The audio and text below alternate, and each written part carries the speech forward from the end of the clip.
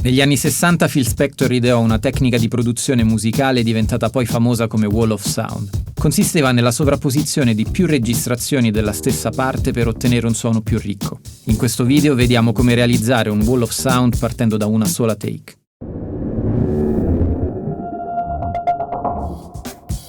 Il Wall of Sound ha rivoluzionato le produzioni musicali degli anni 60. Il suo obiettivo era quello di aumentare l'impatto sonoro degli elementi di un mix. Per farlo Spector registrava più volte le stesse parti, anche con diversi strumenti, per poi unire tutto nel mix. Le differenze di tempo, timbro e pitch introdotte tra le varie take permettevano di arricchire il suono in una maniera nuova per l'epoca. Oggi è invece una tecnica ormai assodata e utilizzata nella maggior parte delle produzioni, sfruttando la creazione di più layer per le stesse parti. Vediamo ora alcune tecniche che ci permettono di realizzare un Wall of Sound partendo da una sola take. L'esperienza dell'insegnamento ci porta a chiarire subito un concetto. Duplicare una traccia e basta, creando una copia dell'originale, non serve a niente in questa situazione. Andrebbe solo ad aumentare l'ampiezza del segnale.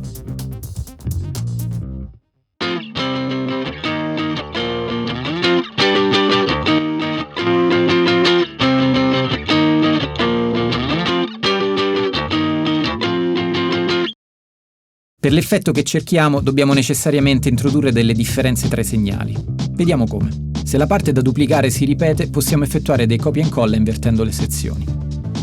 Prendiamo ad esempio questa chitarra. Duplichiamo la traccia e invertiamo le sezioni, spostando ad esempio il primo ritornello sul secondo e così via. L'importante è che le due registrazioni riprodotte in contemporanea siano state realizzate in due momenti diversi.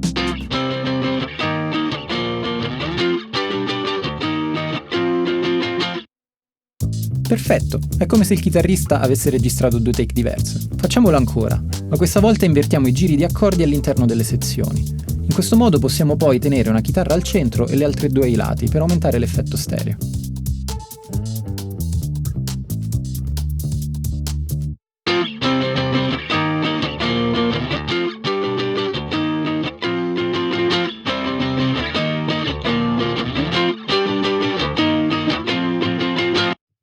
Questa tecnica però funziona solamente se i giri tra le sezioni sono gli stessi.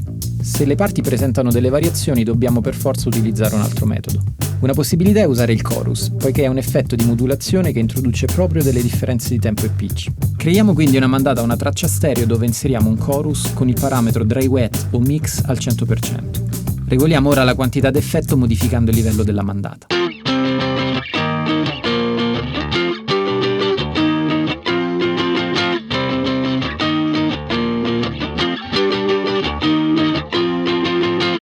Il risultato mi sembra però meno efficace della tecnica precedente per via della ciclicità dell'effetto.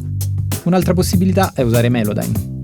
Melodyne è un software famoso per l'intonazione delle voci, ma permette di fare anche molto altro. Ad esempio nelle versioni Editor e Studio possiamo modificare anche materiale polifonico. Duplichiamo la traccia originale e attiviamo Melodyne.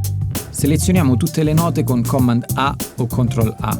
Andiamo poi sul menu Edit e selezioniamo Add Random Deviations. Queste opzioni permettono di introdurre casualmente delle variazioni di tempo e pitch. Scegliamo una quantità di modifiche tra Drastic, Moderate e Subtle per entrambi i parametri. Per avere un effetto più marcato ripetiamo l'operazione più volte.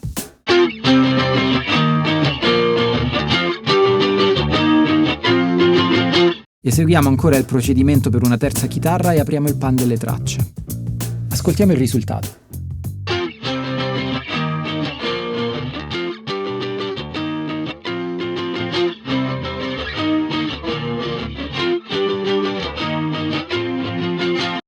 Confrontiamo tra di loro le tecniche usate finora.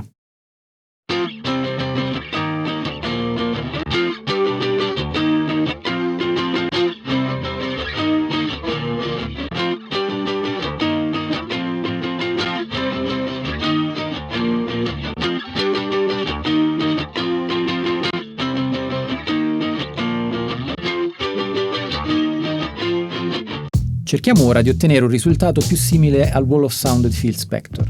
Usando dei virtual instrument aggiungiamo ulteriori layer di strumenti che ripetono la stessa parte. Convertiamo l'audio in MIDI e inseriamo il virtual instrument desiderato. Controlliamo ora che non ci siano errori nella parte MIDI. Bilanciamo i segnali e ascoltiamo il risultato.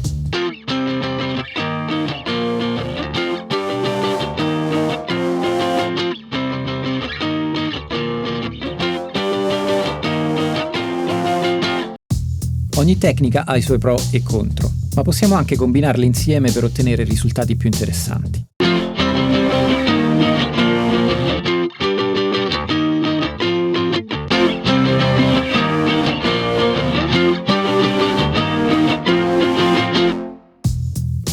Confrontiamo ora l'intero mix con e senza queste tecniche.